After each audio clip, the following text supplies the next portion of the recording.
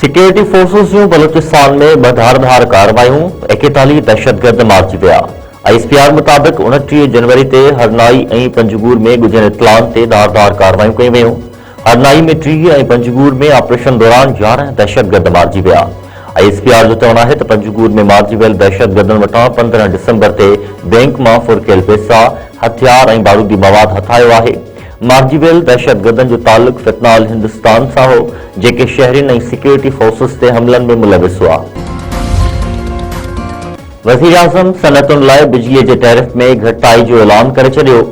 सनअतुनि खे बिजलीअ जे टैरिफ में फी यूनिट ₹4.04 रिलीफ, वेलिंग चार्जिस में भी ₹9 जी लाख जो ऐलान। शहबाज शरीफ चयो आहे त माज़ी में मुल्क खे डिफॉल्ट बणाइण जी कोशिश कई वई।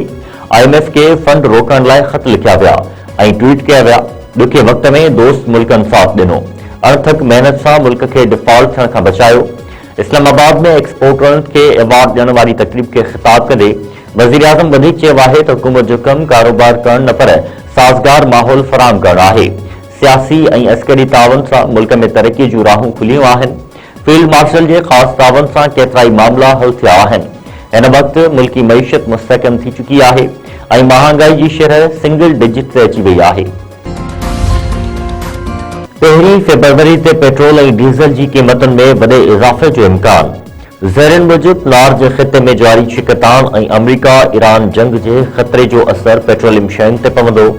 1 फरवरी खां पेट्रोल ऐं डीज़ल जे फ़ी लीटर क़ीमत में ₹9.47 ताईं इज़ाफ़ो थी सघे थो। वॾे वज़ीर सैयद मुराद अली शाह चयो आहे त असांखे हर सूरत में पोलियो ख़िलाफ़ कामयाबी हासिल करणी आहे। पोलियो ख़िलाफ़ कोशिशुनि सां ॿारनि खे माज़ूर थियण खां बचाए सघिजे थो। पोलियो मुहिम जे हवाले सां इजलास की सदारत कंदे वॾे वज़ीर वधीक चयो आहे त मुहिम दौरान को बि ॿार पोलियो खां बचाव जे फुरनि खां महरूम न रहे। पोलियो जे ख़ात्मे लाइ वालिदैन, मुआशिरे, मीडिया ऐं हुकूमत खे गॾिजी कमु करणो पवंदो। मियावाली में CTD जी कार्रवाई 6 मुबैना दहशतगर्द मारिजी विया। CTD तर्जुमान जो चवणु आहे त CTD दहशतगर्दनि जी गिरफ़्तारी लाइ छापो हयो। 6 ख़तरनाक दहशतगर्द साथुनि जी फायरिंग में मारिजी विया।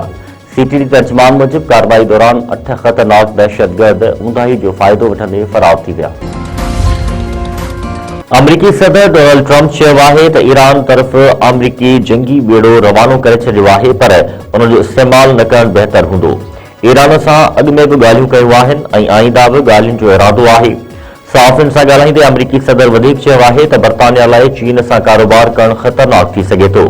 कैनेडा लाइ चीन सां वापार करणु उन खां बि वधीक ख़तरनाक हूंदो। मुंहिंजे ख़्याल में क्यूबा जी हुकूमत क़ाइमु न रहणु घुरिजे। हैदराबाद में CNG टैंकर के बाहि हिकु ॼणो सड़ी फौत। वाधूबा बाईपास ते CNG स्टेशन ते बीठल टैंकर में ओचितो बाहि भड़की उथी। बाहि हिकु घर के भी पंहिंजे लपेट में आणे वरितो। 3 फायर ब्रिगेड गाॾियुनि बाहि ते ज़ाब्तो आंदो। फौती जो इलाज सिविल अस्पताल मुंतकिल।